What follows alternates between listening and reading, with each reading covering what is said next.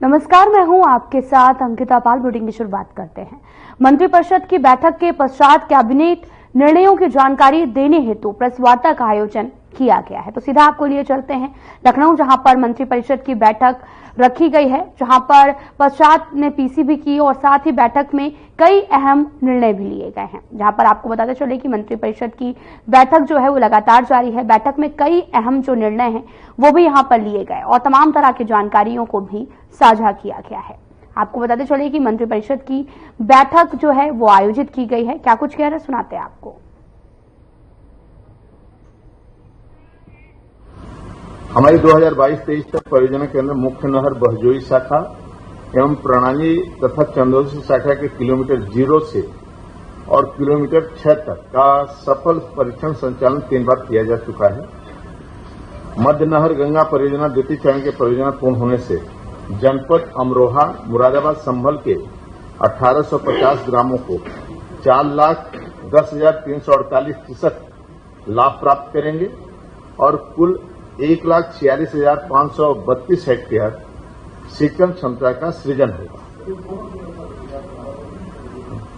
ये मध्य गंगा नहर परियोजना द्वितीय चरण के परियोजना में जनपद अमरोहा मुरादाबाद संभल के 1850 ग्रामों के 4,10,348 कृषक लाभान्वित होंगे तथा कुल 1,46,532 हेक्टेयर सिंचन क्षमता सृजित होगी।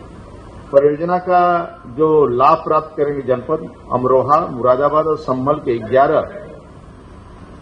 11 जो डार्क जोन के विकास खंडों में भूजल रिचार्ज सामान्य होने में मदद मिलेगी। दूसरी परियोजना हमारी है ललितपुर में भौरट बांध परियोजना। ये भौरट बांध परियोजना है ललितपुर की भौरट बांध।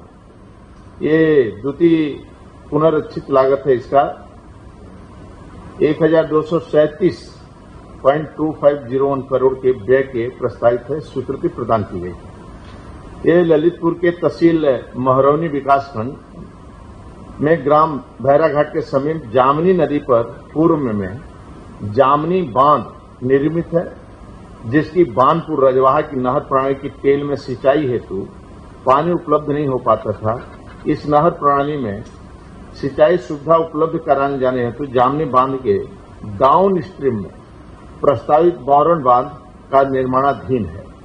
ये बोरन बांध की कुल लंबाई 4.720 किलोमीटर है। अधिकतम ऊंचाई इसका 22.8 मीटर है। ये बांध के कुल भंडारण क्षमता है 45.080 MCM है और ये 16,000 हेक्टेयर यानी 9,000 हेक्टेयर खरीफ में और 7,000 हेक्टेयर रबी में और 33 ग्रामों में इसका लाभ मिलेगा और 8200 कृषक इसका लाभ प्राप्त करेंगे और 1 MCM पेयजल उपलब्ध होगा, जिसमें लगभग 20,000 लोग आबादी हमारी लाभ प्राप्त करेगी। तीसरा है केन बेतवा। केन बेतवा के लिंक परियोजना के अंतर्गत एक केन नहर प्रणाली के पुनरुद्धार की परियोजना है। इसकी लागत 1,191 करोड़ की है। व्यय प्रस्तावित स्वीकृति प्रदान की गई है। केन बेतवा लिंक परियोजना नदी जोड़ो कार्यक्रम के अंतर्गत ये संसाधन विकास के लिए राष्ट्रीय परिप्रेक्ष्य योजना के भारत प्राय द्वीपीय घटक के 16 लिंक परियोजना में से प्रथम परियोजना है। केन बेतवा लिंक परियोजना सिंचाई और जल विद्युत और पेयजल आपूर्ति लाभों वाली उत्तर प्रदेश एवं मध्य प्रदेश राज्य के सूखाग्रस्त बुंदेलखंड क्षेत्र की एक बहुउद्देशीय परियोजना है। इस परियोजना में केन नदी के अतिरिक्त जल को बेतवा नदी में प्रवाहित करने के लिए लिंक चैनल द्वारा दोनों नदियों को जोड़ा जाना प्रस्तावित है। भारत सरकार ने इनको 22/3/2001 को समूहित ज्ञापन एवं हस्ताक्षरित किया गया है और अनुमोदित किया गया है भारत सरकार द्वारा और जल शक्ति मंत्रालय जल संसाधन नदियों के गंगा शरण विभाग के द्वारा ये हमें 46,605 करोड़ का अनुमोदन निर्गत किया गया है।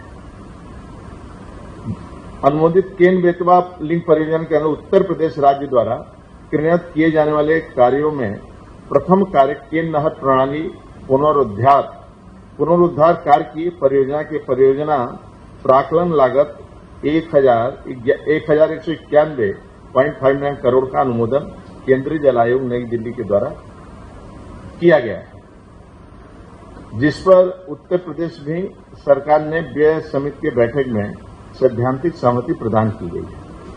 अब बुंदेलखंड में जनपद बांदा के अंतर्गत सिंचित क्षेत्र हमारा जो है 87,784 हेक्टेयर के अतिरिक्त और 89,191 हेक्टेयर असिंचित क्षेत्र को सिंचित किया जाएगा। इस प्रकार जनपद बांदा में केन नहर प्रणाली से इस परियोजना से कुल 1,66,975 हेक्टेयर क्षेत्रफल की सिंचाई सुविधा उपलब्ध होगी तथा लगभग 1,60,000 किसानों को इससे लाभ प्राप्त होगा। ये हमारी महत्वपूर्ण 3 परियोजना थी जो आज कैबिनेट से प्रस्ताव पास हुआ।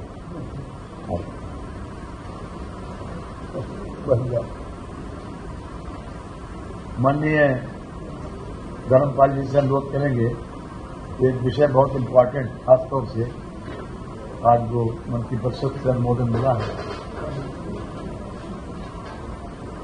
धर्मपाल जी, प्रदेश में परा शिक्षा के क्षेत्र में पशुपालन डिप्लोमा पाठ्यक्रम, डिप्लोमा कोर्स, सर्टिफिकेट कोर्स चलाए जाने हेतु नीति तैयार करने के संबंध में आज निर्णय लिया गया है।